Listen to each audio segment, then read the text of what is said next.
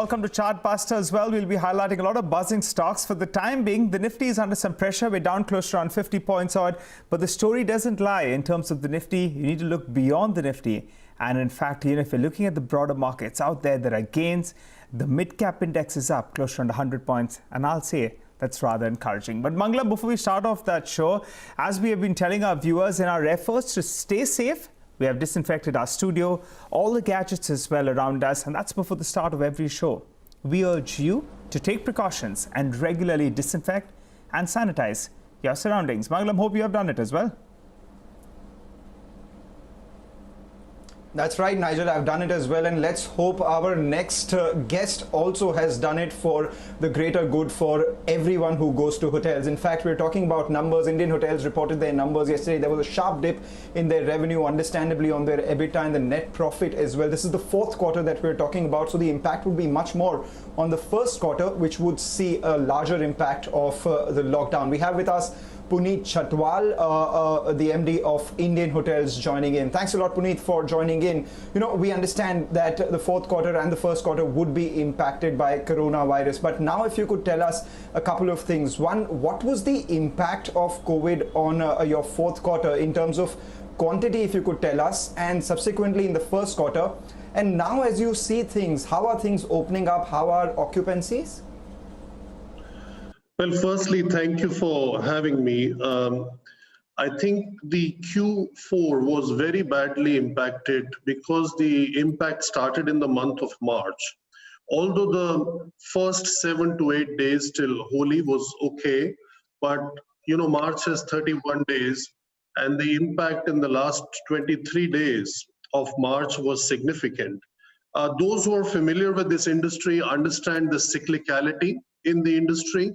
And they also understand that possibly November and March are the most important months, besides, I would say, December, or the second half of the year primarily is when most of the EBITDA and most of the profit before taxes is generated in the industries, at least on the domestic front.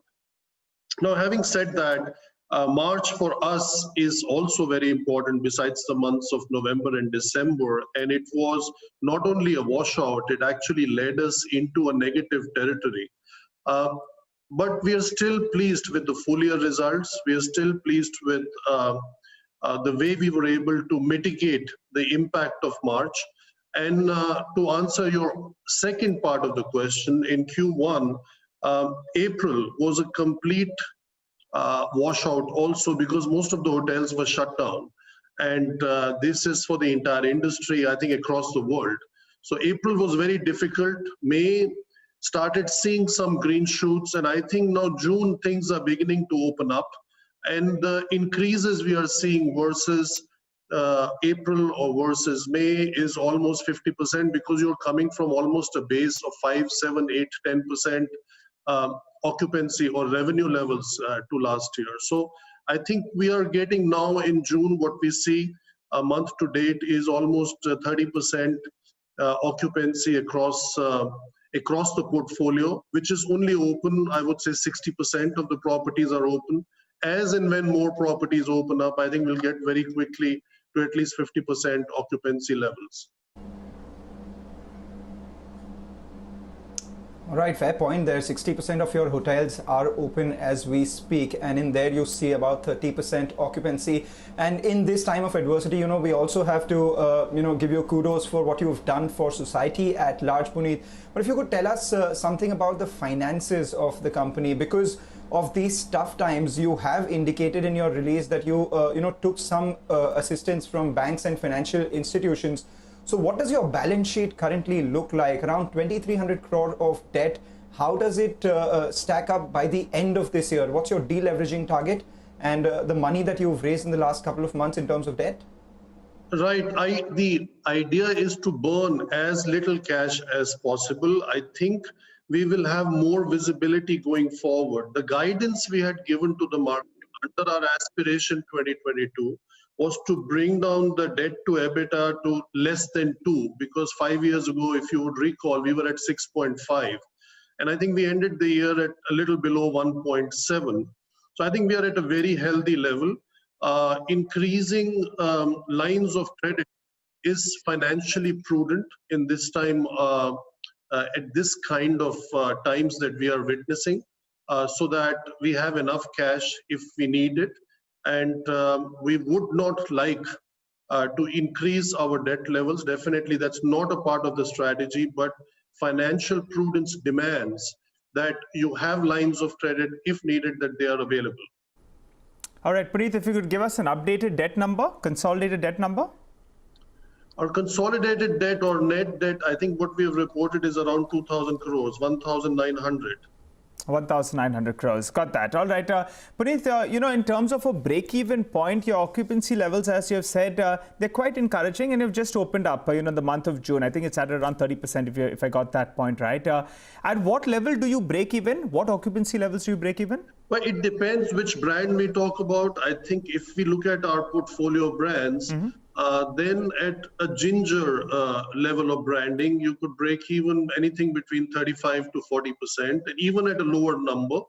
As you keep going higher, the way the cost volume profit analysis graph works, the break-even point keeps increasing, let's say to approximately 45-50% occupancy level, but then the margins also increase significantly. Okay. As the higher level of brand, let's say Taj, has higher fixed cost, but after you reach the break-even point, the margins increase significantly. And at the lowest level of branding, at a Ginger level, which is a variable cost-driven model, that gap does not increase that significantly, but you are less exposed to negative cash flows at a lower level of occupancy. Got that. You were talking about fixed cost. What is the monthly fixed cost?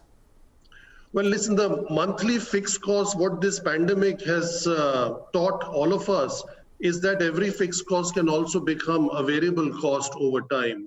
So I think we continue to work on it. What our fixed cost level, if it was 100 last year, already this year it has come down to 70, 75 because of the changes we are making. And I think at this time, yesterday, we announced another 5-point strategy, which is going to be built around the word reset. And the S in that reset stands for spend optimization. And that spend optimization means a stricter control on both the fixed and the variable cost levels. Puneet, last question from my end. Then if you could tell us these 3 important numbers. One, how much of your revenue comes from foreign tourists? So what happens to the business out there? Secondly, how much of your revenue comes from restaurants? What happens to that part as it opens up? And thirdly, what proportion of your revenue comes from meetings, events, marriages, all of that, all these public gatherings? So proportion of revenue from foreign tourists, restaurants, as well as these large gatherings.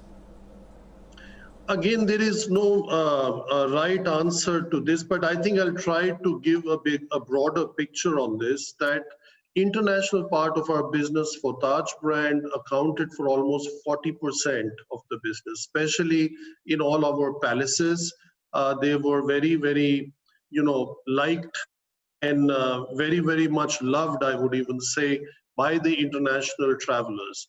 So I think we have to look for more internal and domestic demand for that. The second part is your meetings, events, and your wedding component. That accounts for almost more than 50% of the food and beverage business, which in all is 45% of our total revenue. So you can say that almost 22% of that is the segment related to meetings, events, weddings, etc. And finally, I missed the third part of the question because I think there was a drop in the call, which I didn't hear properly. What was your third question? It was international tourists, food, business coming in from meetings and events, and there was one more part. No, this was the only point that I wanted to know. And what happens to these businesses, because people are not likely to go to eat in the near future, and also perhaps these events might not happen. But we take your point, Puneet. Thanks a lot for stopping by. Encouraging signs coming in as things open up. With that, what we do is take a short break, come back. We will be joined by Sachitanand Uttekar, who will give us some trading ideas as far as the market is concerned.